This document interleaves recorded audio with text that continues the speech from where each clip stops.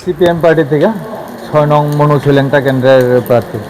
কতটুকু আশা সামনে জিতবে? জিতার আশা এখন পর্যন্ত তো ফুলফিল জিতার আশা। যে প্রচারে যে সাড়া পাইতেছি, প্রচণ্ডভাবে মানুষ সাড়া দিতেছে।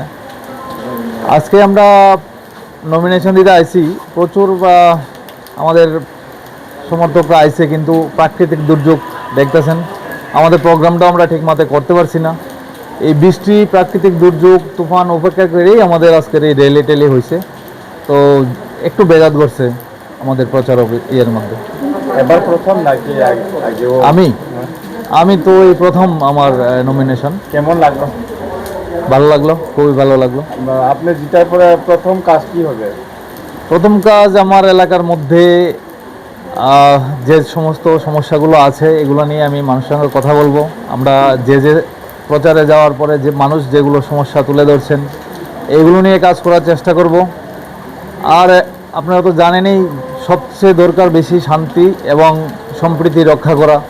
এটা আমার প্রধান কাজ থাকবে, যে শান্তি সম্প্রীতি যাতে এলাকার মধ্যে রক্ষা থাকে, মানুষের গণতান্ত্রিক অধিকার যাতে পুনর্জীবিত হয়, এটার জন্য আমাদের প্রচেষ্টা থাকবে সবসময়।